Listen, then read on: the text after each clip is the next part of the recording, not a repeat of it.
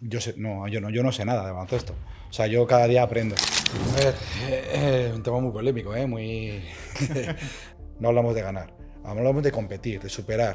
Todavía cuando había dos canales, era increíble Juventud.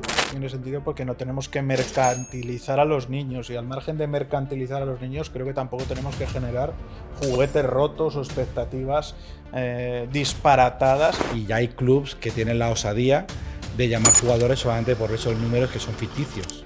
Es decir, para un chaval puede ser terrible fallar un tiro libre. Y me puede caer algún palo por decir esto. Hay gente que le da absolutamente igual.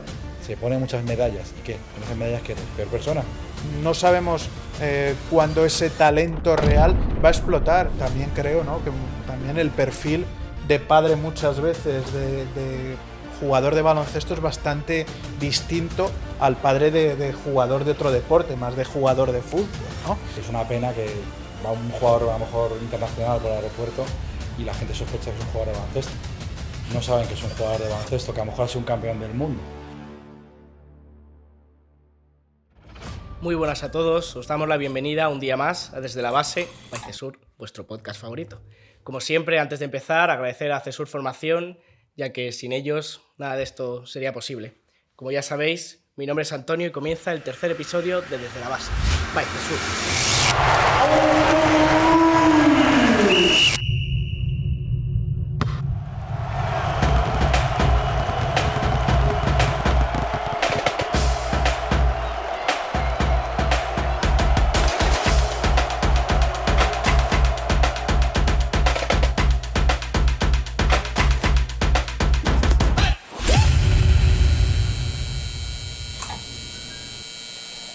Esta vez vamos con lo interesante. Para nosotros es un placer inmenso y un privilegio poder contar con Chema de Lucas y Álvaro Gijón en Desde la Base.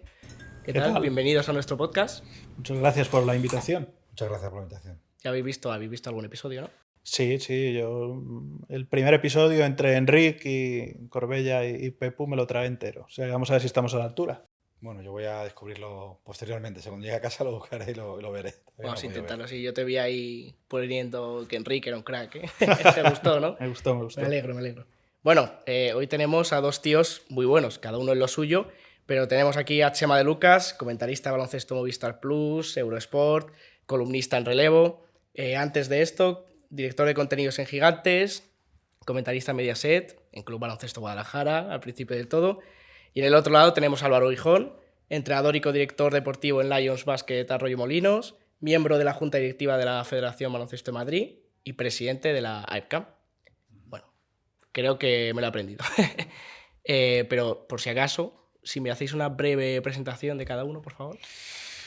Bueno, yo a veces no sé cómo presentarme. Yo siempre digo que yo jugué de pequeño en el Club Baloncesto Guadalajara, que como no era de los buenos, por no decir que era de los jugadores discretos, pues di el salto a tiempo, ¿no? Cuando acabé junior, pues vi que podía ayudar en otras cosas al club, y desde ahí pues empezó ese gusanillo un poco con la comunicación, y luego pues también con la parte deportiva. He hecho un poco las dos cosas, ¿no? Y bueno, todo empezó así, pues ayudando con la comunicación al club, hasta un par de años antes de que desapareciera, que di el salto pues a cosas más de prensa, de comunicación en Madrid. Pues estuve muchos años en Solo Básquet, luego fiché por Gigantes, luego pues fue llegando progresivamente la televisión. Y bueno, y en los últimos años, pues yo creo que ya son 6 temporadas en Movistar Plus, Relevo. He trabajado las 3 últimas temporadas como director de scouting de la Virtus de Bolonia, y bueno, pues un poco tocando todos los palos deportivos del baloncesto, y al margen de los deportivos, pues los comunicativos. Y bueno, pues reinventándome también, porque creo que al final del Chema de Lucas de las noticias se ha pasado más al Chema de Lucas más analítico, y sobre todo más ser capaz, ¿no?, de valorar y de tomar decisiones, y bueno, y reciclándome, aunque siendo un poco autodidacta, porque nunca se me ha pasado por la cabeza ni ser entrenador ni sentarme en un banquillo. Álvaro. Pues nada, yo me apasioné con el baloncesto desde infantil. Pues yo iba para nadador, para waterpolista quizás. no se me daba mal, pero bueno, mis amigos, mi entorno jugaban en la calle al baloncesto, algunos jugaban ya federados y yo tenía la suerte de vivir cerca del Canoe.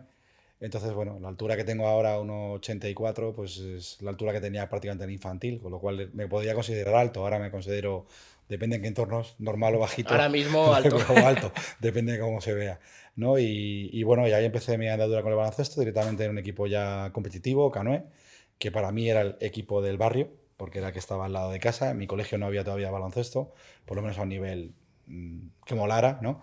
Y a partir de ahí es cuando encuentras los valores del baloncesto, ¿no? Los compañeros, el equipo, el esfuerzo, las correcciones, la evolución.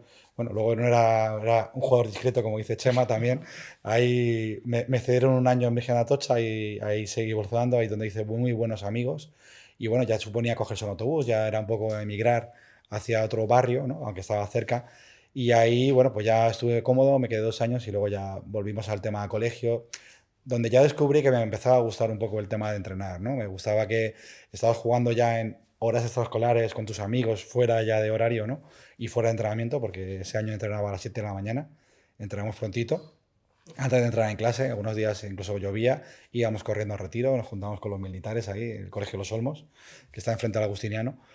Y bueno, y en esas horas que estaba ahí, pues alguna vez había algún chaval y decía, ¿y esto cómo se hace? Y fue un poco algún chavalío, algún patio que te estaba pidiendo que le enseñaras a hacer cosas que tú sabías hacer, ¿no? Y ahí entró en la inquietud por entrenar. Entonces, bueno, ahí pues con algún profesor de colegio donde estudiaba y con la ayuda, bueno, Jorge Hermino Duarte y con Richie González Dávila, que otro interesante invitado para estas entrevistas, por su andatura por el mundo, pues fue que él estaba director técnico de la federación y fue que me hizo todos los trámites para que pudiera hacer. Y a partir de ahí fue pues ir un poco creciendo, ir no saliendo de mi entorno, digamos, del barrio, pues primero en el colegio donde estudiaba, luego Santa María del Pilar, que estaba muy cerca, y luego ya, pues ya empezabas a hacer las cosas bien, empezaba a llamar atención, y ya en Pozuelo ya me abrieron las puertas a un nacional. Al año siguiente, pues pude quedarme en lo que era vinculado en Madrid, me fui a Alcobendas, pero lo que estaba de Alcobendas, pues me llamó un EVA que era Colmenar Viejo, y ahí digamos que ya dimos el salto hacia arriba, ¿no? Donde ya no entrenabas a niños, entrenabas a hombres y era un baloncesto diferente, donde aprendías todos los días cosas en el mismo entrenamiento de tus propios jugadores, siempre he aprendido de los jugadores, y bueno, y de ahí pues en un momento de decir cumplo ciclo, vamos a buscar otros sitios, pues te llaman, ¿no? Para hacer otras cosas, entre ellas pues el tema de la dirección deportiva, ¿no?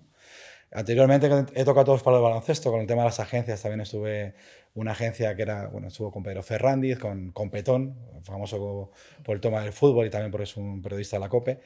Y bueno, empecé también con desde el Magata, con Mariano de Pablos, haciendo algunos pinillos ahí de crónicas deportivas. No, estudié Derecho, no me fue la rama por la parte deportiva, pero al final el mundo del baloncesto ha sido mi pasión y he tocado todos los palos, lo que te da una visión también. Y luego yo creo que es otra visión diferente también para la hora de tratar con los chavales y con las familias, el tema de ser padre, ¿no?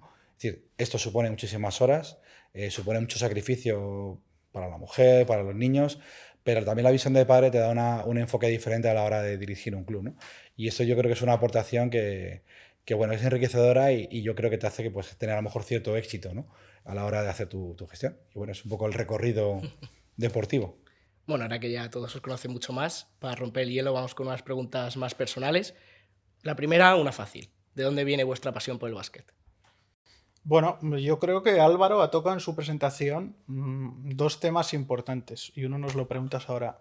Creo que la gente que tiene pasión por lo que hace, ya no sea el baloncesto, sea otra cosa, creo que se nota y es algo totalmente diferencial porque, bueno, pues a veces hay muchos sinsabores, hay mucho desgaste, hay mucho trabajo detrás, ya estés a un lado o otro de la barrera y bueno, creo que eso es fundamental. Y luego ha hablado de otra cosa que me sirve para contestar la pregunta, que es la identificación de lo cercano. Él ha hablado, ¿no?, del Canoe, que era el equipo del barrio.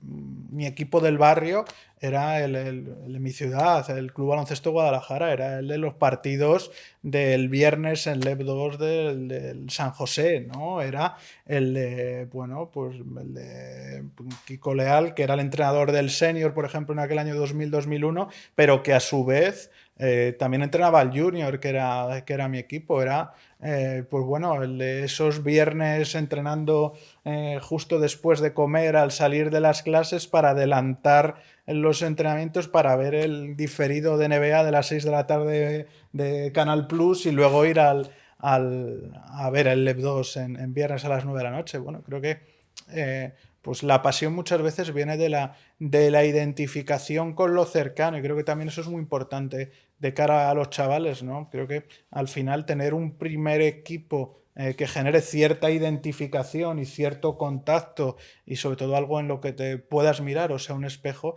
pues es clave. Y mi pasión empezó ahí, empezó jugando, empezó pues sobre todo echando muchas horas con el balón, hasta que yo lo recuerdo además muy, muy claramente, temporada 2000-2001. Yo no tenía en casa al principio de aquella temporada Canal Plus. Mi madre trabajaba en Telefónica y teníamos, pues por aquel entonces, Imagenio, que era la que se quedó con los derechos de la primera Euroliga. Y yo recuerdo a mi padre, pues un día, mi padre es futbolero total, muy, muy del Atleti, y yo recuerdo un día llegar a casa con mi balón, porque además tenía este entrenador, Kiko Leal, que además ha fallecido hace poco, que en paz descanse, una persona importante en el baloncesto de Castilla-La Mancha. Yo recuerdo que él siempre nos decía que aunque cuando fuéramos a entrenar o fuéramos por la calle, que pues simplemente por tener tacto con el balón, que tocáramos nuestro balón, ¿no? Que aunque fuéramos, hombre, que tuviéramos cuidado por la edad de que no se nos fuera ahí detrás de un coche, pero que tuviéramos tacto con el balón. Y yo recuerdo entrar aquel día en casa con el balón, y recuerdo los comentarios de mi padre decir: hijo, estás todo el día con el balón, tal, y luego no te sientas delante de la televisión a ver un partido de baloncesto. Y recuerdo que aquella frase me hizo clic, y siempre le he dicho a mi padre: papá, ¿cuánto te has acordado de aquella metedura de pata indirecta? Porque luego lo has tenido que sufrir mucho, ¿no? Gustosamente, ¿no? Es una broma, pero sí, yo recuerdo que en aquel momento me hizo clic. Oye, yo me lo paso muy bien jugando, pero hay otros baloncestos que puedo descubrir y que quiero descubrir, y a partir de ahí pues se desbordó todo. Y Álvaro, ¿en tu caso? Bueno, pues un poco como te he dicho, Chema, ya había contestado en parte la cuestión. Es decir, luego hay otra cosa que es importante, ¿no? Que la que también te motiva luego a quizás ser entrenador o transmitir, porque los periodistas también transmiten pasión, ¿no? Es transmitir, transmitir. Es decir, los valores de mi primer año como jugador de baloncesto, digamos, en un equipo organizado y bien, con un entrenador serio que sabía de lo que estaba hablando, pues te quedan muchas anécdotas, ¿no? De las que te acuerdas, porque te ha marcado a fuego, ¿no? Desde tensión de partidos hasta simplemente experiencias de entrenamientos, anécdotas divertidas, duchas, bien. Y eso es también la transmisión que te hace tu entrenador, bien, y por eso también soy director deportivo, porque me gusta transmitir para que transmitan. Y lo que te transmiten tus compañeros también. Es decir, si hubiera estado en un equipo a lo mejor en el cual a todos les diera absolutamente igual el baloncesto, no les gustara, pues a lo mejor nunca me hubiera llenado. Pero cuando estás rodeado de jugadores que tienen pasión por el baloncesto, pasión por todo lo relacionado con el baloncesto, consumen baloncesto a todas horas, tu entrenador te transmite baloncesto, te dice que entrenamos un día más, hacemos otras cosas así, es cuando ya te atrapa y no te suelta. Y eso es un poco lo que es una forma de vida. Entonces esa forma de vida es la que intentas transmitir. Yo lo he intentado transmitir como entrenador, me apasiona seguir entrenando, sigo entrenando. Muchos equipos, no, quizá 3, que ya es bastante, ¿no? Aunque yo reclamo mucho que un entrenador tendría que ser un profesional libre de ganarse la vida como fuera, ¿no? Pero sí que el hecho de transmitir es lo más importante. Y me da pena cuando veo entrenadores que no transmiten, porque yo pienso en el chaval lo que se va a perder. Entonces, es un poco la pasión viene de esas experiencias, ¿no? Previas, y de haber estado muy bien rodeado de compañeros y muy bien rodeado de entrenadores. Y bueno, pues son muchos. Algunos de los que posteriormente fueron mis compañeros de baloncesto son mis mejores amigos. Entonces, bueno, ahí queda para eso, es una forma de vivir. Bueno, Chema, quiero saber un poco cómo pasaste del periodismo puro y duro, como podría ser la revista Gigantes, a locutar partidos como en Movistar, en Eurosport, en Mediaset. ¿En qué momento decidiste dar ese cambio? Bueno, fue un momento totalmente sobrevenido, ¿no? Bueno, y cada uno en una circunstancia en concreto. Recuerdo, por ejemplo, ¿no? Por hablar de cada uno un poco progresivamente, claro, por fijarlo un poco en el tiempo, en Mediaset, bueno, yo había hecho ya cosas para televisión española, sobre todo para baloncesto en Leboro, evidentemente, pues bueno, pues contratos sin exigencia de remuneración, los tengo guardados, ¿no? Pues como empieza todo el mundo, ¿no? Pues como puede empezar un becario en muchas ocasiones. Había hecho también algo de Le Plata, porque, bueno, porque en Guadalajara pues me venía a tiro y además el narrador era amigo. Pero bueno, yo recuerdo que en 2015 fue una de las primeras ocasiones en la que en España se pudo ver un torneo prácticamente entero de selecciones, cuando lo compró Mediaset, que fue aquel Eurobasket. Y bueno, pues me llamaron, yo estaba en Gigantes, oye, necesitamos un especialista que sepa de selecciones y tal, y alguien les dio mi teléfono y me llamaron. Y a partir de ahí, pues no sé, hice pues varios partidos de cuartos de final, de octavos, y recuerdo que muchos de los partidos se emitían solo, pues no sé si era mi tele o alguna plataforma de estas, ¿no?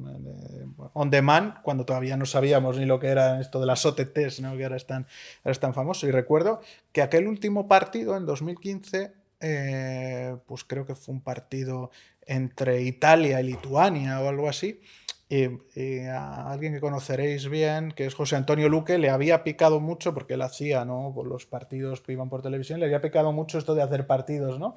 Y había visto alguno y pidió hacer ese partido conmigo, compartir ese partido. Lo hicimos, y ahí pues formamos una relación de amistad desde ese momento, y luego evidentemente pues me he reclamado en las últimas citas de partidos de selecciones que ha tenido Mediaset. Eso fue en 2015. Luego yo, pues bueno, pues como un friki sobre todo del baloncesto europeo, había visto siempre en Eurosport una competición por la que yo he tenido muchísimo cariño, sobre todo porque, bueno, pues me servía para conocer equipos no tan conocidos como era la Eurocup, la segunda competición de equipos de Europa, y yo la veía siempre en inglés, ¿no? Porque era lo que se emitía, ¿no? Eurosport es un canal europeo, y bueno, y nunca se había traducido al castellano. Y bueno, pues recuerdo un mensaje privado, creo que fue por Twitter, de Fernando Ruiz, que es el director editorial de Eurosport, y me dijo, oye, necesito tu correo electrónico. Vale, pues, bueno, pues este es mi correo electrónico, no sé qué querrá y tal. Pues bueno, pues me entró un correo electrónico. Además yo siempre lo cuento porque Eurosport es un ejemplo, ¿no? Para mí de profesionalidad a todos los niveles, no solo en la rigurosidad de cómo se comentan los deportes, sino también en el trato. Y claro, recibí un correo electrónico de Fernando y era como, hola Chema, no hay nadie que conozca mejor la Eurocup en este país que tú, porque sé que la has estado viendo en inglés. A partir de esta temporada vamos a hacerla en castellano, quiero que seas uno de los comentaristas, tienes en adjunto las tarifas de los partidos y vas a empezar con tal partido, porque fue un Le Mans Gran Canaria, cuando al Gran Calo lo entrenaba Ito García Reneses, y ese fue mi primer partido, bueno, pues hecho con ellos Eurocup y Juegos Olímpicos, y bueno, y un placer absoluto. Y luego, pues justo cuando dejé Gigante, aquellos 5 años maravillosos, sobre todo aprendiendo, porque todo para mí ha sido un proceso de aprendizaje, pues de aprender el oficio a diversos niveles. Yo había vivido, por ejemplo, o venía de la explosión de las .com, ¿no? de cantidad de webs que hablaban de baloncesto, pero probablemente no había tenido tanto callo de calle, y Gigante sí me lo dio. Pues bueno, pues en ese momento que yo decidí parar, que decidí cerrar el ciclo, pues apenas pude estar un par de meses. Además fue curioso porque yo siempre les decía a mis amigos, yo ahora necesito cargar pilas y solo diría que sí si hubiera una llamada de televisión. Y bueno, pues se produjo esa llamada de televisión, me llamó David Carnicero y además recuerdo que me dijo, oye, ¿tienes hijos? ¿Tienes familia? ¿Tienes primos? ¿Tienes tal? Digo, no, ¿por qué? Dice, no, porque vas a empezar un 6 de enero, pues tenías que entregar regalos de Reyes a alguien o tal, tenías que dar los Reyes a alguien y tienes que hacer, creo que fue también un Gran Canaria Fuenlabrada, y ese fue el partido con el que me estrené en Movistar Plus. O sea que, bueno, es todo un poco concatenado, y también creo que ha sido un proceso de aprendizaje y de educación personal bueno, pues del insider que daba noticias o exclusivas de fichajes, pues que también es capaz de comentar partidos, de analizar situaciones, de analizar jugadores y bueno, de ser pues como si dijéramos un personaje redondo, ¿no? Pues como Álvaro, que pasa de ser jugador a ser entrenador y luego pues coge una dirección técnica, ¿no? Creo que, bueno, que sobre todo el baloncesto es un deporte muy vivo, probablemente el deporte más vivo de los que hay, pues es muy importante estar actualizado, estar reciclado continuamente y sobre todo la clave para eso, pues creo que es estando en el ajo, ¿no? Y si no estás en el ajo, pues bueno, pues sí, puedes aprovechar pequeños parones que todos tenemos, pero como se aprende realmente es estando en contacto. Bueno, justo comentaba Chema, ¿no? Que Álvaro ha pasado de jugador, entrenador, dirección deportiva. A eso quería ir yo. ¿Cómo pasaste de entrenar a la gestión deportiva? ¿Cómo fue esa transición? Pues mira, tenemos afinal caminos, aunque bueno, generacionalmente estoy descubriendo que Chema es mucho más joven que yo, porque yo todavía recuerdo madrugar para ver a Ramón Trecet comentando los partidos de la NBA en la televisión española, en la 2 creo que era, si no recuerdo mal. Ramón además era muy habitual de Canoe, de estar viendo partidos de cantera, o sea, era un tío que además no solamente daba la televisión y la radio también, que hacía mucho y sigue haciendo radio, que iba a ver partidos de cantera, ¿no? No sé si es que vivía por ahí, era socio de Canoe, que es un club de natación. Pero al final esa afición y bueno, la pasión que está diciendo él es una pasión que no muere, es decir, se recicla. Al final no te puedes quedar. Yo no sé nada de baloncesto. O sea, yo cada día aprendo. Cada día aprendo. Tengo un jugador nuevo, una jugadora nueva, más pequeño, más mayor, y tengo que aprender a cómo enseñarle lo que quiero enseñarle. Entonces, al final todo esto es un reciclaje para los periodistas constante, de noticias, de todo, de reglas nuevas, Al final los entrenadores, pues bueno, el paso de que me preguntas, de entrenador a dirección deportivo, pues también es un poco casual. Es decir, yo estaba como entrenador, no estaba como director deportivo, aunque había hecho algún pinito en alguna coordinación en algún sitio, pero una oferta. Me llaman y me piden que haga una labor que no había hecho anteriormente. Casualmente había hablado con este club, en este caso era Tres Cantos, por un tema de poder llevar un proyecto de una categoría nacional ahí, con buenos jugadores, incluso algunos de ACB, y bueno, y eso es algo que en el fondo me picaba. Porque al final, cuando tú ya de pequeño eres el que organiza los partidos, llamas a fulano, a mengano y haces ese all-star de tus amigos, porque las estrellas son tus amigos, o incluso invitas a gente que no conoces de otro sitio, ya se hace una labor de gestión, ¿no? Entonces ya vas viendo que te mola coordinar, te mola organizar cosas. Y bueno, pues ahí es donde a lo mejor nace y se junta la oportunidad que no lo había planteado con decir, venga, pues vamos a probar en esto, ¿por qué no? Si he tocado este palo, este otro palo, ¿por qué no ir a entrenar a un sitio que tampoco conocía mucho, sinceramente?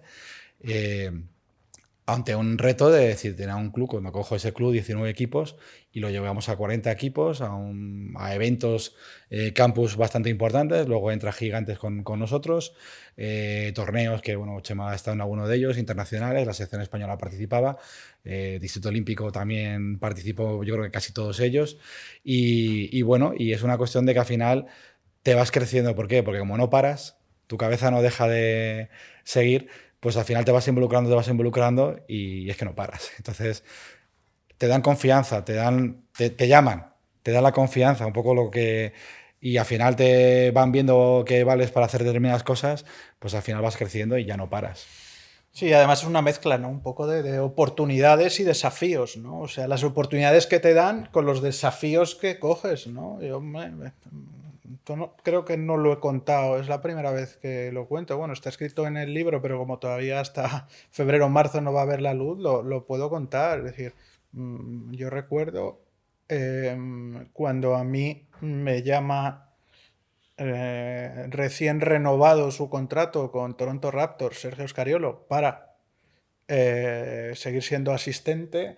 Yo era un domingo, y lo recordaré toda mi vida, y estaba haciendo, o sea, estaba pelando fresas para comérmelas de postre después de la comida. O sea, yo estaba, me veo una llamada, me dice, oye, Chema, que quiero hablar contigo.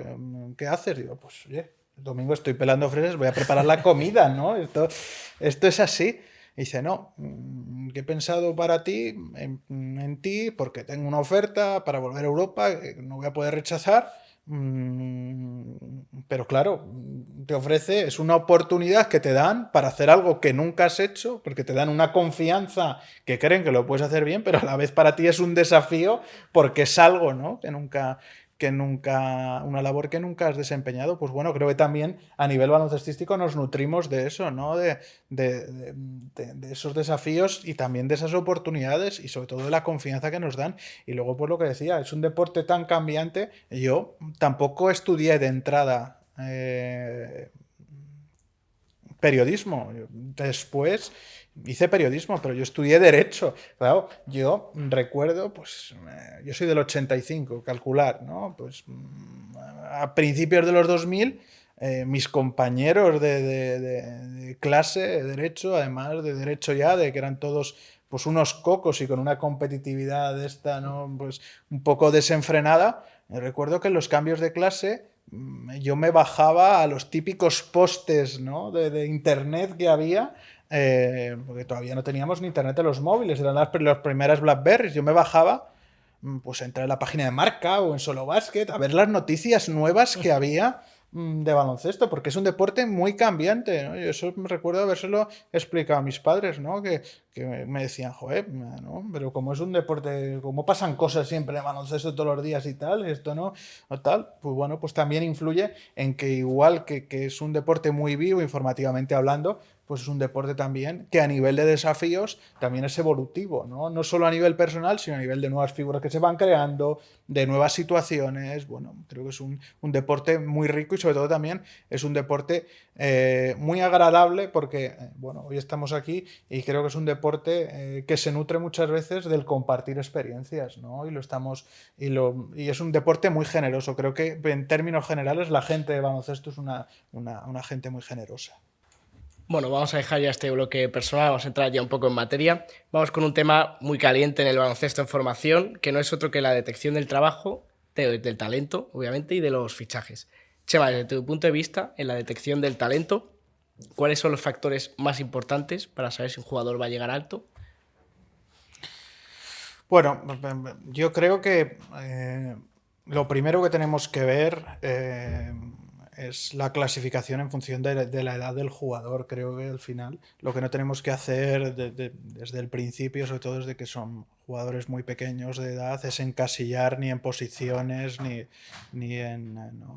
sobre todo ni en aptitudes. Creo que en un primer nivel lo que tenemos que hacer es conseguir que se diviertan y luego, pues a partir de ahí, de ese primer nivel, donde creo que tenemos, ¿no?, inyectarles un poco, como si dijéramos, el veneno de que se lo pasen bien con el baloncesto, pues sobre todo ir pues detectando habilidades y cualidades que tienen ciertos jugadores que no en todo momento tienen que ser muy técnicos, ¿no? Y muchas veces me hace gracia porque haciendo pues informes a nivel profesional, a nivel Euroliga, a veces nos perdemos muchas veces en tecnicismos o en cosas, ¿no?, muy específicas o muy, por decirlo, muy de rol, y al final nos olvidamos de los básicos, ¿no? A mí me hacía mucha gracia porque haciendo algún informe muchas veces pues empiezo poniendo en algún tipo de jugador energía. Parece que hay veces que son cosas que damos por sentadas y que luego no existen tanto o no la tienen todos los jugadores. Pero bueno, creo que para la detección de talento, en ese primer bloque tenemos que detectar sobre todo los jugadores que tienen las ganas y la pasión por jugar a esto, y a partir de ahí, pues bueno, pues ir moldeándoles, es decir, sin constreñirles o centrarles mucho, pues ni a una posición, ni a unas habilidades, ni sobre todo encasillarles en cierta situación, pues sobre todo ir detectando poco a poco a qué se pueden, pues sobre todo en qué sentido podemos moldearles mejor y peor. Creo que en esas categorías muy inferiores tenemos que ser capaces de detectar esa pasión por el baloncesto, y luego, pues a nivel de talento, es que creo que, sobre todo, a nivel de cantera, la maduración de los jugadores es algo muy relativo, ¿no? Hay jugadores, y lo vemos en el profesionalismo, que han madurado muy tarde, sobre todo, ¿no? Por el proceso también de edad. Los interiores suelen ser los jugadores que más tardan en madurar o en explotar, y los jugadores más exteriores pues tardan menos o explotan antes también porque tienen otras habilidades o son más técnicos, pero sobre todo lo que sí creo es que tenemos que ser un deporte en ese sentido integrador, y sobre todo pues ir viendo evidentemente hacia dónde podemos pues guiar a los jugadores, pero creo que lo de discriminar talento tan joven pues no me parece excesivamente acertado, sobre todo porque luego tenemos un segundo problema, y el segundo problema es que tenemos una generación hueca, sobre todo a partir de cuando acaba el junior al salto al profesionalismo, que si ya vamos perdiendo posible talento, explote antes o después por el camino, pues al final se nos va reduciendo la posibilidad de tener más jugadores, y creo que es un deporte pues que bueno, que evidentemente el jugador, por poner un ejemplo, ¿no? Ahora que está de actualidad, al Ricky Rubio de la generación lo vamos a detectar de aquí a Lima, tenga la edad que tenga, pero creo que tenemos que ser en el sentido amplio de bueno, pues seguir generando posibilidades de juego para los jugadores todavía en esa edad de formación, porque no sabes cuándo realmente van a dar el salto definitivo. Bueno, vamos a cambiar un poco el tema, vamos un poco ahora a, por así decirlo, los fichajes. ¿Crees que los clubes se están centrando en la formación de los jugadores con talento, o crees que se están centrando más en el corto plazo? A ver, un tema muy polémico, muy... A ver, yo de lo que estaba diciendo, primero yo creo que hay que definir bien lo que es el talento. O sea, él lo ha definido más o menos bien. Yo cuando entreno, y lo digo como entrenador, ¿no? Cuando cojo a un chaval, a lo mejor a Levín, yo veo un talento, depende con qué ojos mire el baloncesto, ¿vale? E intento ver qué ve él. Y si veo que ve baloncesto de verdad, es decir, en su dimensión, ve el campo completo, ve 4 compañeros, ve 5 defensores, ahí ya tienes una señal de que aquí pasa algo, aquí eso es diferente, no es un jugador común, ¿vale? De eso he tenido suerte de tener varios jugadores en mi vida. Y algunos los he encontrado muy jóvenes y otros los he encontrado muy maduros. El mayor aprendizaje que yo he tenido, por ejemplo, ha sido entrenar a Javier Juárez, jugador de ese tipo, ahora entrenador del Real Madrid, que él tiene una visión de baloncesto que estaba dándose de palos con un tío en el campo y estaba viendo lo que estaba pasando en la otra esquina, porque le estaban dando de palos. Y él tenía una visión, y ese tipo de jugador son excepcionales. Esos son los que tienen, si luego su físico y su trayectoria y sus fundamentos evolucionan, tienen capacidad de llegar a donde quieran. Y no tienen por qué ir antes de tiempo, y ahí enlazo con lo que me acabas de preguntar, antes de tiempo a ningún otro sitio, que ese es el error. El corto plazo muchas veces lo que hace es quemar ese talento, ¿vale? Hay muchísimos jugadores que van buscando clubs grandes, o que les llaman clubs grandes, la oportunidad que hablábamos antes, te damos la oportunidad, aquí vas a ser feliz, vas a tener todo lo que no tienes ahora, porque lo que estás haciendo no es muy mal, es decir, pues si es tan malo donde estás, ¿por qué se han fijado en ti? Es decir, no te están trabajando contigo en el día a día. Ahora esa detección de talento es muy fácil, porque hay unas estadísticas que, por lo menos en la Comunidad de Madrid, se ven, y ya hay clubs que tienen la osadía de llamar jugadores solamente por esos números que son ficticios. Ellos no saben si nosotros esa afición la genera los compañeros, la genera el entrenador o qué. Entonces, muchas veces el talento ahora mismo está mal seleccionado. Es decir, a mí, por ejemplo, como director deportivo, una de las cosas que más me satisface es cuando veo evolucionar jugadores con talento, sin talento, pero en su sitio adecuado dentro del club, y encontrar a los entrenadores adecuados o entrenadoras para que ayuden a esos jugadores a evolucionar. Y cuando lleguen, pues que ya han llegado. Yo creo que, de hecho, el tema del corto plazo es un error.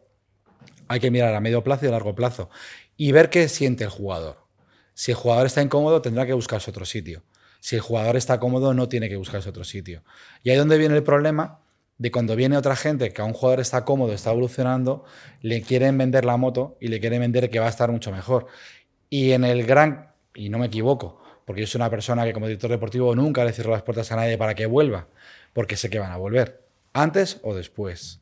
Salvo algún caso que no... En chicas sí que hemos visto algún caso que haya pasado por mi dirección deportiva que han llegado y esas se han ido siempre en cadete. Nunca se han ido antes de infantil. Hay jugadoras de Liga Femenina jugando actualmente que han esperado su momento. Y era cuando, oye, quizás aquí ya vemos que tienes ese físico para poder llegar. Antes es una tontería. Te vas a perder todos los valores que estamos hablando del baloncesto, que son los que a mí me apasionaron. Entrenadores que te van a meter pasión, que no te van a decir, oye, pues ahora juegas menos porque es que vamos a fichar a un 2'18" o a un jugador con un talento, que es un jugón, pero que no llega a nada, está de paso, y que no va a trascender en el club. Y cuando llegue ese fichajazo, que te va a hacer competir a ti mejor, la realidad es que no, porque está marcado que tú eres una comparsa. Entonces, eso del talento, de los fichajes, el corto plazo, yo creo que es un error. Un error que cuesta mucho a los clubes que intentamos formar, aunque queramos competir, pero queremos formar, es retener, porque muchas familias no lo entienden. Muchas familias son absorbidas por esas ideas que le meten otros y creo que es una cosa que debería tener algún tipo de control. Entonces, no sé si he contestado tu pregunta, pero vamos, he intentado hilar cosas con...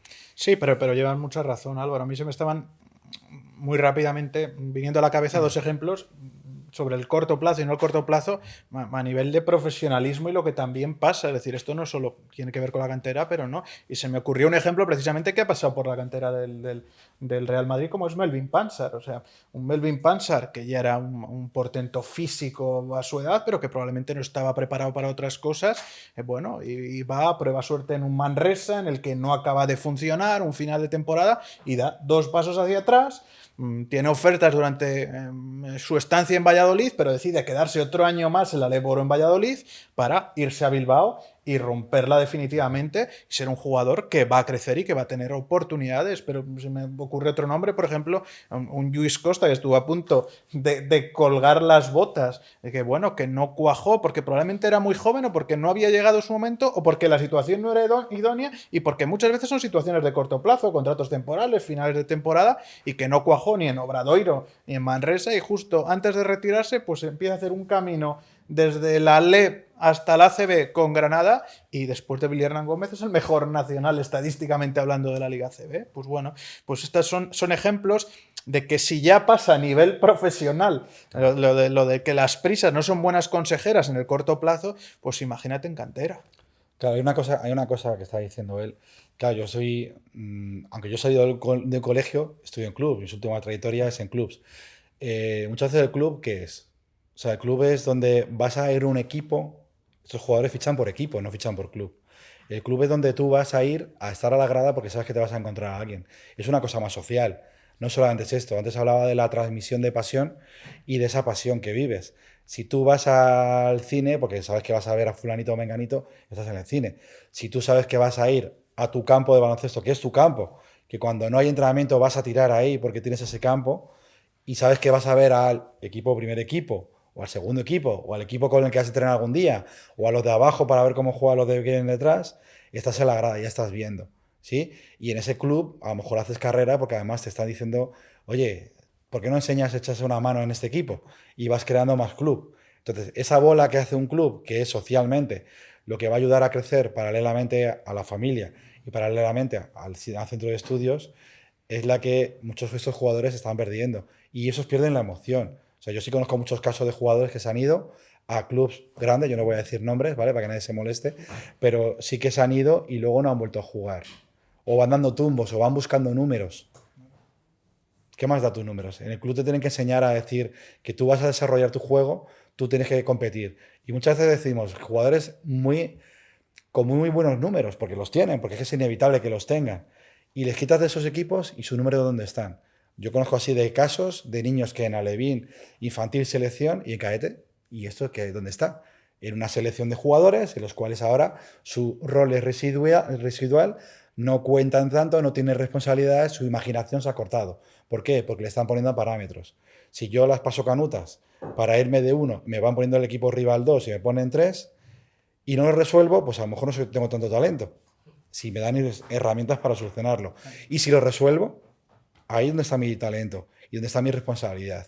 Entonces, cuando hablamos, no están pensando las familias a medio plazo o largo plazo en tienen que resolverlo. Que a lo mejor luego llegas y no todo el mundo resuelve los problemas. Y no estamos hablando de ganar, ¿eh? No hablamos de ganar. Hablamos de competir, de superar, ¿vale? Entonces, yo creo que la pregunta es que es el medio plazo y largo plazo. No sabemos si un chaval alevín va a llegar o no, porque hay muchos factores, muchísimos factores.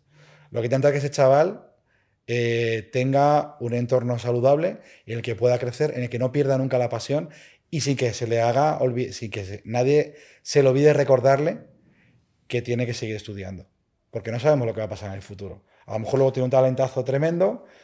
Antonio Bueno, ¿no? Antonio Bueno, ¿dónde está? Un tío que ha sido campeón, no, llegó a ser campeón del mundo, no, casi. Fue campeón de Europa, campeón de Europa, una desgracia, no nadie se ha vuelto a acordar de Antonio, ¿sí? Es decir, tienes estudios, te puedes resolver la vida. Si no tienes estudios, seguro que lo vas a tener más complicado, porque la vida del jugador de baloncesto dura unos años. Que luego te reenganchas hoy en hacer bailes de salón en la televisión, o te reenganchas de ser comentarista técnico en el Plus. Antes era la 1 o la 2, ahora hay muchas plataformas. Bueno, hay una plataforma única que es la que nos da la vida cuando estamos en un sofá y decimos, venga, la vemos en cualquier momento, porque no podemos, los que estamos en el mundo del baloncesto no podemos verlo en directo casi nunca, ¿no? Y es una cosa que es una cuestión de que no lo piensan las familias. Y solo te pueden pensar una familia que haya estado viviendo esa pasión. Y muchas familias pues no han tenido la suerte de disfrutarlo, o han tenido otro tipo de pasiones, otro tipo de inquietudes. Entonces yo creo que un jugador, el medio o el corto plazo vale a partir de una edad, que le ha empezado hablando también las edades.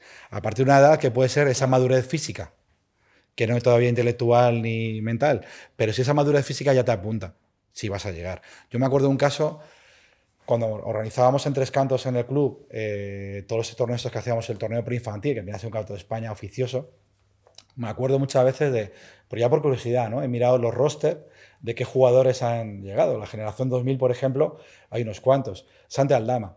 Santi Aldama me acuerdo que creó polémica en Madrid porque la selección española participaba porque al final venían los mejores jugadores de España y los jugadores en los que no estaban precisamente en estos equipos potentes, pues claro, no eran, digamos, no les apetecía tanto venir al torneo o tanto no los invitamos, es que depende, es decir, que aquí venía también mucha gente que quería participar y ya está. Pero la selección española tenía, por las selecciones autonómicas, captado a este talento, ¿no? Y Santi Aldama vino con esa selección, es que no destacó lo más mínimo. Y sin embargo me acuerdo que el Real Madrid se molestó mucho porque el Real Madrid a este tipo de torneos, Madrid, Barcelona, Juventud, invitan jugadores, ¿sí?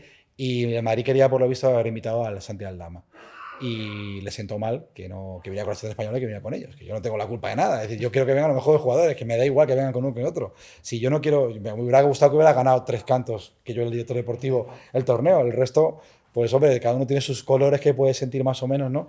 Pero no un jugador que no destacaba. No destacaba. Ni Joel Parra destacaba con Juventud, que vino también a jugar el torneo. Es decir, entonces dices, ¿y ahora? Los que destacaban en esa... Es que tú acabas de dar un ejemplo. Joel Parra empieza a destacar en el Juventud cuando en un final de temporada se lesiona Xavi López Aróstegui, que después se va a Valencia y se crea ese espacio a veces de los ecosistemas en los equipos.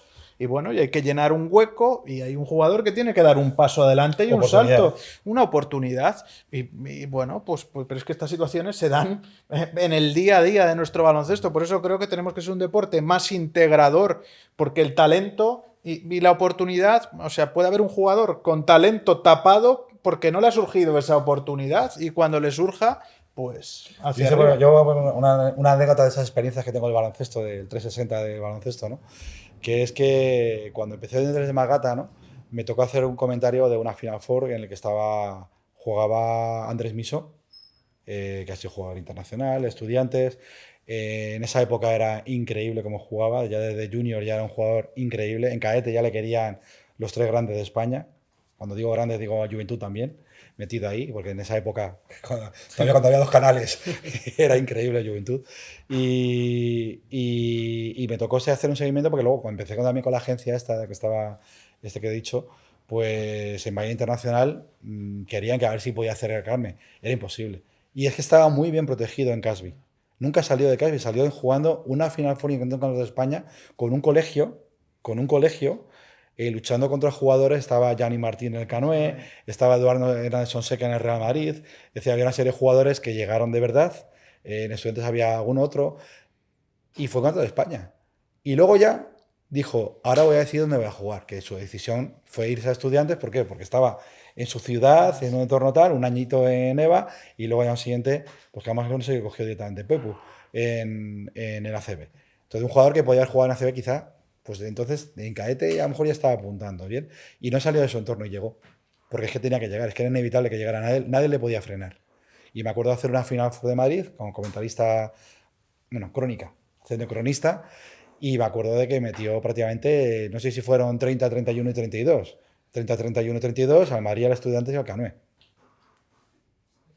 Y se metió, y se metió. Y al final es una cuestión de que yo creo que ahí, pues oye, este entrenador, José Antonio, que es mítico del baloncesto de Madrid, le supo manejar muy bien a la familia, muy bien al jugador, y luego ya, pues cuando tiene que soltarle, le soltó. Entonces yo creo que es un ejemplo de, que hay ejemplos para todo, ¿eh? Pero yo creo que es un ejemplo interesante de contemplar. Bueno, vamos ahora con los fichajes. ¿Creéis que tiene que haber una restricción de edad para fichar? O sea, ¿creéis que tiene sentido fichar a un niño de 10 años, por ejemplo?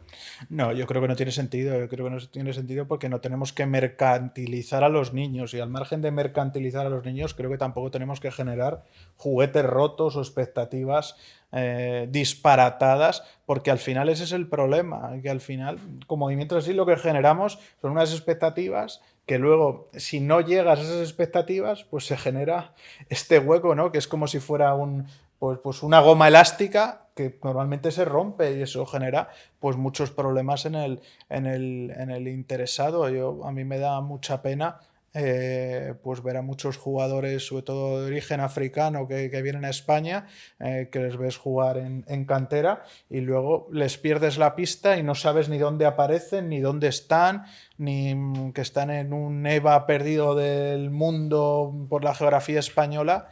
Y bueno, y creo que no es ético hacer esto, sobre todo porque muchas veces se buscan resultados al corto plazo. Volvemos a lo anterior de lo que hemos hablado. Es decir, creo que al final lo importante del baloncesto de cantera, también creo que también debemos diferenciar un poco entre la cantera más competitiva y la cantera más social, pero creo que lo que a baloncesto de cantera se refiere, lo importante realmente es, uno, pasárselo bien, dos, no abandonar los estudios, tres, ser competitivos, pero ser competitivos no quiere decir ganar y volver a ganar, como decía Luis Aragonés, ¿no? Y lo decía para un primer equipo de un equipo de fútbol.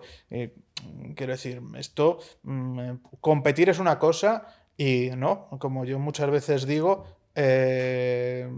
perdiendo, o sea, cuando ganas muy bien, pero cuando pierdes aprendes. Pues bueno, pues también hay que perder muchas veces para aprender y creo que en ese sentido pues es una aberración y por más que se sitúen, ¿no? Pues posibilidades de transfer, de pagar, ¿no? Las coronas suizas estas a la FIBA y demás, entiendo que es muy difícil poner puertas al campo, porque bueno, porque es un problema que también vivimos en el profesionalismo, con nacionalizaciones express, con muchas situaciones de diversa índole, pero creo que evidentemente que no es algo que ayude al baloncesto de cantera, sobre todo esta mercantilización de los chavales, porque como ha dicho Álvaro, es que al final no sabemos cuándo ese talento real va a explotar y al final parece que muchas veces con estos movimientos lo único que intentas es buscar talento físico inmediato, no talento deportivo. Pues claro, que si fichas a un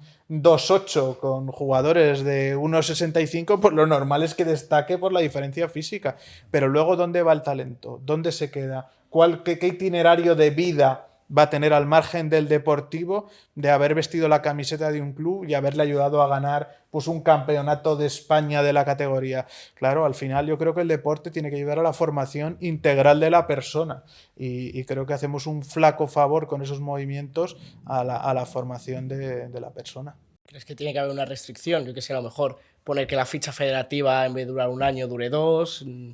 No sé si puede haber alguna solución. Es que hay muchos modelos internacionales. Es decir, yo sí, no hace mucho he puesto una denuncia a un club en la federación, no ha valido para mucho. y yo dentro de la federación intentaré aportar ideas para que esto, por lo menos en la Comunidad de Madrid, funcione.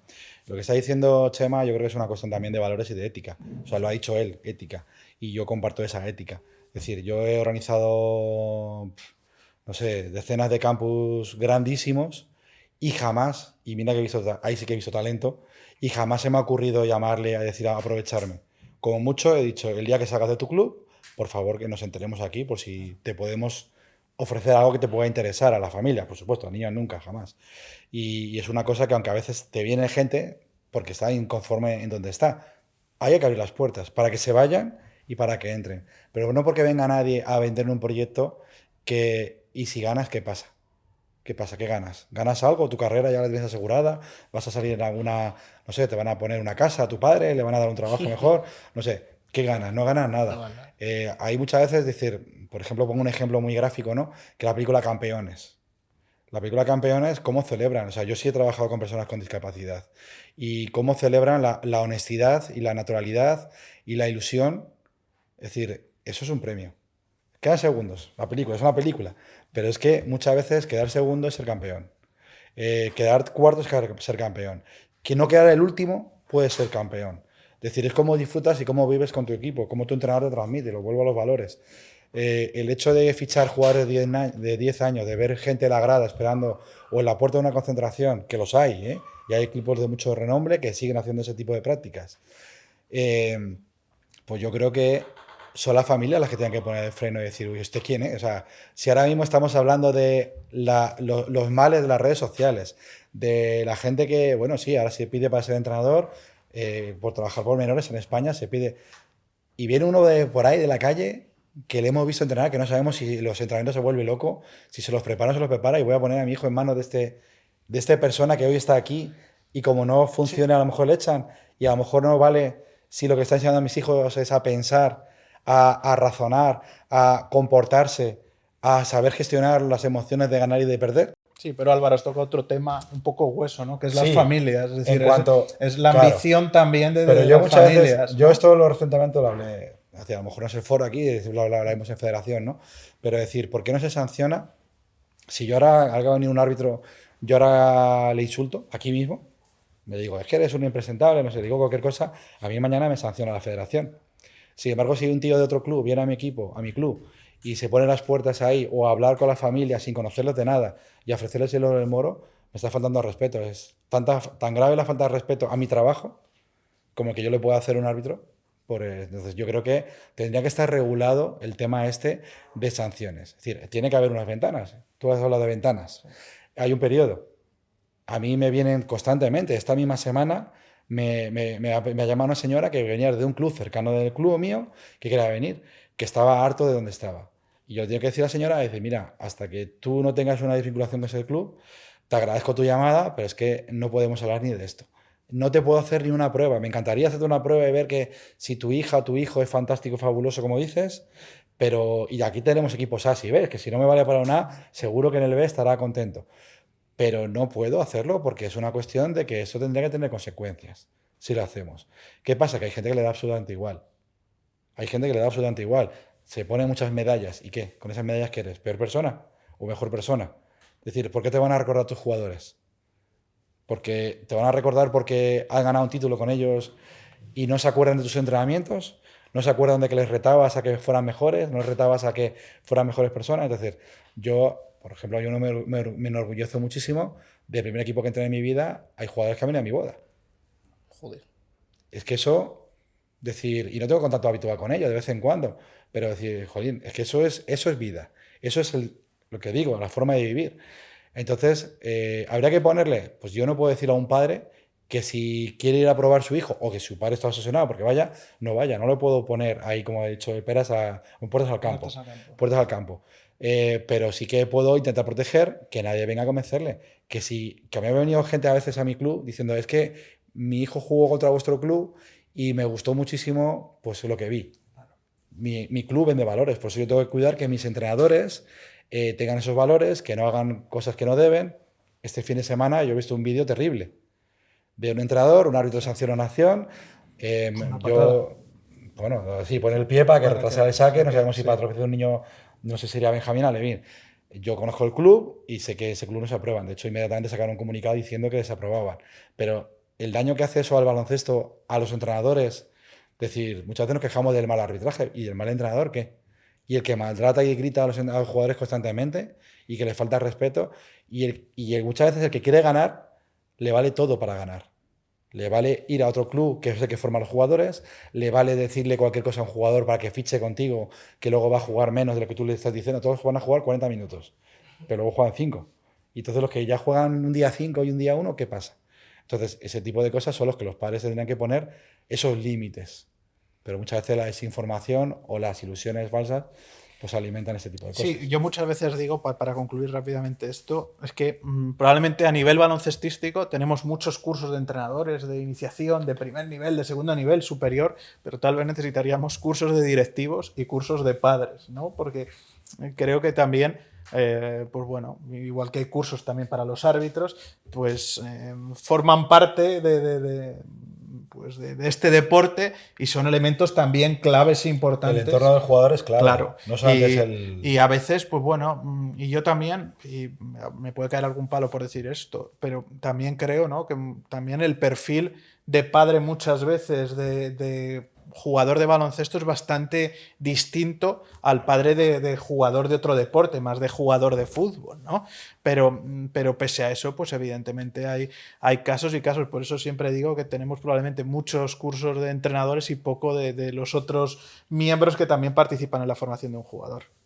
Vale, sí, estaba comentando que una de las cosas que, bueno, en Tres Cantos cuando estuve, el presidente que ha fallecido este verano, Carlos, me decía, ¿qué podemos hacer para mejorar el club? ¿Qué podemos hacer? Yo decía, mira, muchas de las carencias que tenemos es por la falta de cómo transmitir los entrenadores, la psicología deportiva. Ahora está muy de moda. Ricky Rubio es el máximo exponente de tener el valor, porque hay que ser muy valiente, para decir, tengo un problema, hasta aquí hemos llegado. Y muchas veces esos problemas vienen por la gestión que se ha hecho desde la infancia, de esas emociones, de esas presiones. Es decir, para un chaval puede ser terrible fallar un tiro libre. Puede ser terrible. Igual que puede ser el tiro soñado, que todo el mundo que hemos jugado baloncesto hemos soñado con meter la canasta ganadora, que se la sueñas. O sea, es que es una cosa que la tienes ahí en tus sueños hasta que un día o nunca se da. Pero el terror o el pánico después de haber fallado o haber perdido un partido, de sentirte culpable, puede ser un lastre muy grande. ¿Vale? Y si encima no quiero, o sea, no sé, no puedo saber lo que pasa por la cabeza de Ricky Rubio, pero el haber sido campeón del mundo, el haber visto, el ver cómo le mercancía, antes ha utilizado la palabra Chema, que los jugadores de la NBA son mercancías, no tienen ningún tipo de opinión, estás aquí, al día siguiente estás en otro sitio, si te gusta bien, si no, mal, ¿no? Entonces, la psicología deportiva es una de las cosas que creo que tiene que ayudar, y no solamente al jugador, al entorno del jugador también, porque muchas veces el mal no es el jugador, es sus padres. Es decir, hay una cosa que yo dentro de la federación, el compartir los hábitos, es decirle respeto. Es decir, hay muchas veces, ¿verdad?, que los hábitos muchas veces te muerde la lengua, te tienes que dar la vuelta, te tienes que atar, pero es lo que hay. Pero no es justo tampoco que nadie se dedique a insultar. Entonces, ese tipo de cosas, pues habría que tener control, ¿no? O sea, en Madrid hay muchos clubes, porque yo he trabajado con psicología deportiva, que intentan poner medios con eso, ¿no? Y es una cosa que yo creo que es en general la educación. Habría que educar a la gente bien y bueno, y cuando eso lo tratas con algunas familias, lo entienden y lo comprenden y otros lo llevan mal, porque su educación general no es la adecuada. Bueno, ahora sí, ya para ir terminando el podcast, bueno, un día más, que es mi sección favorita, las preguntas cortas, así que vamos allá.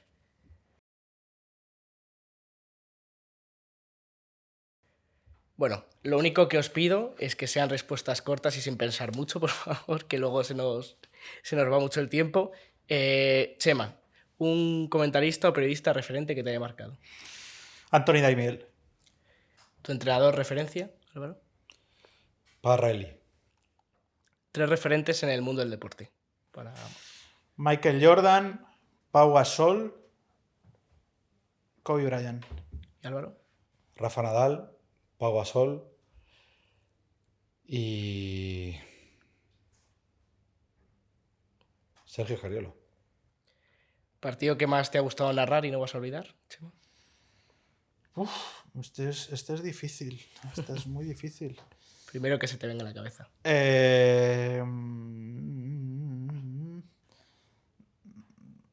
Pues la tercera plaza, la medalla de bronce de los pasados Juegos Olímpicos, porque igual que para un deportista, para un comentarista, los Juegos Olímpicos es lo más. Lo más difícil de ser director deportivo. Cuando tienes que dar malas noticias, cuando tienes que bajar a un jugador de un equipo, cuando tienes que rechazar o dar pues eso, un contratiempo para un jugador, es un trago muy duro. Y partido que nunca vas a olvidar, Álvaro.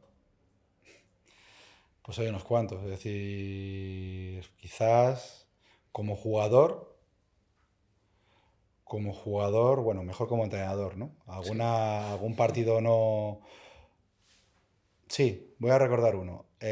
Con Tres Cantos, el último año que estuve ahí de entrenador, en categoría cadete, ganar un partido en cuartos de final arriba hacia Madrid, cuando nadie contaba con ello, y en pretemporada nos habían metido de 80 puntos.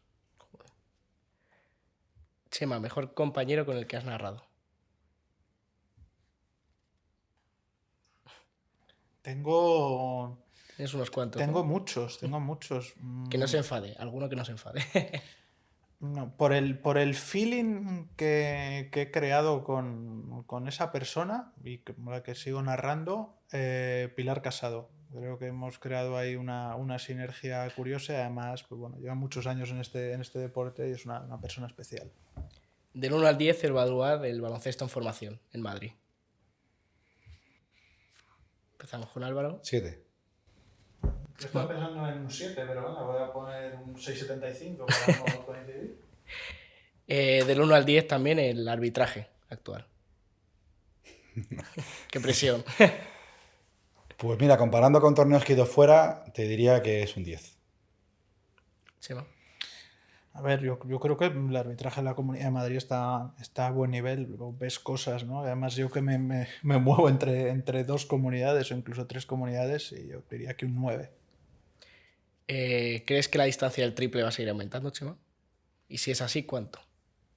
Pues espero que no, la verdad, porque bueno, creo que hemos perdido cosas en la evolución del juego y sobre todo los chavales pues se han fijado demasiado en Stephen Curry y creo que bueno, que a ver, que es bueno que vean baloncesto, pero creo que hay vida más allá de la línea de tres, o sea que espero que de momento se quede como está.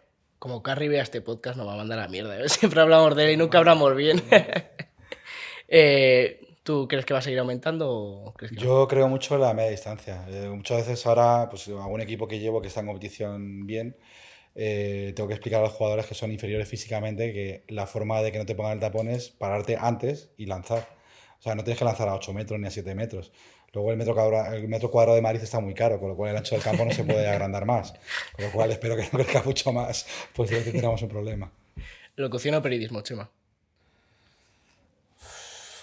Yo es que baloncesto, es decir, mi respuesta es ni una cosa ni la otra, porque me lo paso muy bien haciendo una cosa, o sea, me lo paso muy bien comentando los partidos, pero la adrenalina, con evidentemente su adrenalina del directo, pero la adrenalina de dar noticias también me lo ha hecho pasármelo francamente bien.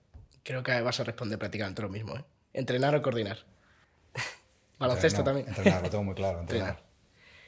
Top 3 jugadores históricos. Si puede ser nacional, es mejor.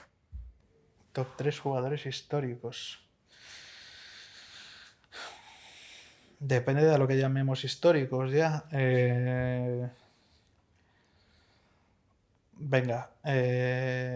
Jordi Villacampa. Juan Antonio Corbalán. Y es histórico porque está retirado Juan Carlos Navarro. Álvaro. Yo te puedo dar, si quieres, dos top, internacional y nacional. Venga. Venga, pues el internacional te diría Magic Johnson, Kobe Bryant y y Óscar Emil Becerra. Y luego nacional te diría Fernando Martín, Pau Gasol y Ricky Rubio. Venga, Chema, te dejo internacional también. Bueno, es que si me dejas internacional voy a tenerte que decir Drazen Petrovic, voy a tenerte que decir Drazen Petrovic.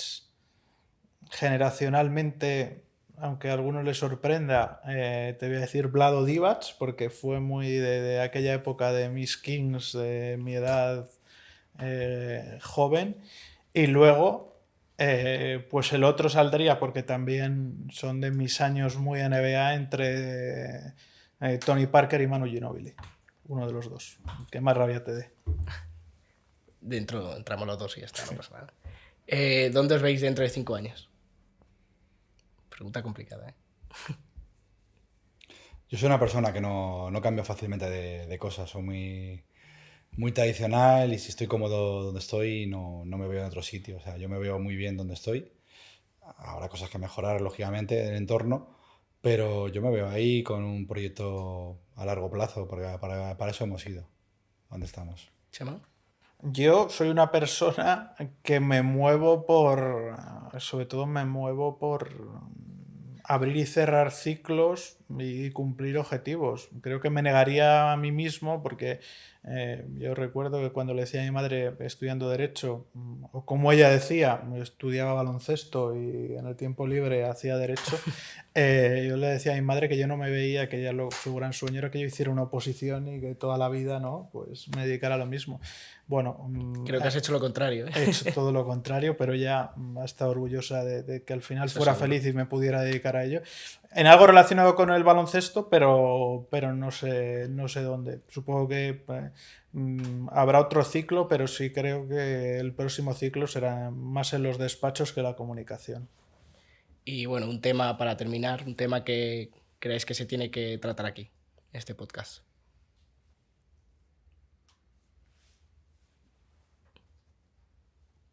Sin pensar Empieza mucho, tú, sin Álvaro. pensar mucho. Bueno, yo creo que hay una cosa que es una cosa que siempre he tenido la sensación, ¿no? Y esto lo he hablado incluso cuando hice el máster de gestión de entidades deportivas con la directora de contenidos de Televisión Española de deportes. Y es el trato en este caso al baloncesto, de todos deportes también, ¿no? Pero el trato que tiene el baloncesto, pues me da lástima. Por ejemplo, los de diarios, creo que estamos hablando de una Euroliga, es una liga creciente, lo sabe bien, que al final está llenando campos, está teniendo muchísimos sitios, se está gestionando, yo creo que de forma progresiva hacia arriba, bastante bien. Y es una lástima. Los diarios, yo que prácticamente suelo comer en casa y veo todos los días diario de la mañana y de al mediodía, no le dan trato. Yo creo que los medios de comunicación como este ayudan mucho a esa contribución, porque no, el baloncesto no es solamente la ACB, la Euroliga, la NBA, es también esto. Esto no es nuestra sociedad, son los valores de nuestra sociedad y programas como este ayudan a transmitir. Pero creo que a efectos, él empezaba la charla hablando de referencia del primer equipo, yo creo que tenemos que dar, es decir, ahí es una pena que va un jugador a lo mejor internacional por el aeropuerto y la gente sospecha que es un jugador de baloncesto. No saben que es un jugador de baloncesto, que a lo mejor ha sido un campeón del mundo. Y es triste, pero lo mismo es de triste que una atleta gane un oro olímpico y no sepa nadie quién es, va por ahí, la tienes al lado y no sabe quién es. Entonces, yo creo que hay que poner a la gente en su sitio. Es decir, el fútbol tiene un sitio muy arriba, los futbolistas tienen un sitio que está por el consumo de los medios de comunicación y el baloncesto no es a ese nivel. Es decir, no quiere decir que ahora un jugador de baloncesto gane lo mismo que un futbolista. Si lo genera, pues es lo apropiado. Pero sí que el deporte creo que es un valor positivo, una alegría en general en el mundo, ¿no? Y hay muchas noticias desagradables en los diarios como para no darle contenido a otro tipo de actividades como esta, ¿no? Entonces yo creo que el tema de profundizar más en los medios de comunicación, yo creo que es un tema a propulsar desde aquí, ¿no? A mí me gustaría ver en este sofá a dos padres. A un padre de un chaval de cantera y a un padre de un jugador pues que haya sido profesional, para ver cómo ha llevado su carrera y bueno, que mantengan un padre de un chaval de cantera, que puede ser un alevín, un infantil, Yo no sé si, no sé, a lo mejor corrígeme que tú estás más enterado que yo. Yo no sé si la familia Hernán Gómez, si no me equivoco, Juancho y Billy tienen diferentes agentes, ¿no? Sí, sí es. Y te interesante, pues la familia han jugado los baloncesto los dos padres. La niña yo la he sufrido, de hecho fue uno de los partidos que me amargó un año porque fue el rival que me dejó en cuartos fuera de final y cuando estaba la roza de esta niña. Y yo creo que puede ser interesante, a lo mejor lo que dice, tener una familia que Sí, lo ha vivido y lo sabe. Claro, una visión de una familia que haya vivido, ¿no? Y unos han ido a Madrid, otros han ido a Estudiantes. Claro. Y o una familia que han visto cómo han llevado la carrera profesional de su hijo, de un profesional, y luego pues también la visión de unos padres de un chaval que está empezando. Joder, pues son dos temas muy buenos, ¿eh? Yo me los voy a apuntar y seguro que los traemos. Y ya, ahora sí, para finalizar, vamos a firmar el Baloncesur, que ya tiene unas cuantas firmas. Bueno, no sé qué he hecho. Primero Chema por aquí, donde de momento hay hueco, para que firméis. Pero es que aquí hay mucho mítico firmando, Y Jota, reconozco la firma de Jota, Sí. tío más grande. A Jota le tenéis que haber tocado que tocara la guitarra. Eso no lo sabíamos, entiendo que no lo no. sabíamos. Porque está- Si lo llegamos es a un saber, se la fenómeno ponemos de- aquí. Se la ha fabricado, la última. Sí, no sé, hace tiempo que no hablo con él. Ese balón va a costar caro, dentro de unos meses. Sí, a lo mejor tienes aquí a un director, un manager general de Euroliga. En los 5 años de los despachos, va por ahí. Nos ha tirado la pista, igual. Muchas gracias. Pues nada. Pues muchísimas gracias, ha sido un placer haberos tenido aquí. Y nada, espero que hayáis estado cómodos. Sí, Muy a gusto, muy contentos. Vamos, seguiríamos aquí hablando lo que queda de día, pero no vamos a aburrir a nadie. Bueno, pues muchísimas gracias y nada, pues a vosotros espero que os haya gustado un día más. Seguidnos en todas nuestras redes sociales, que seguro que nuestro editor nos las pone por aquí por algún sitio. Y nada, nos vemos en el siguiente. Chao.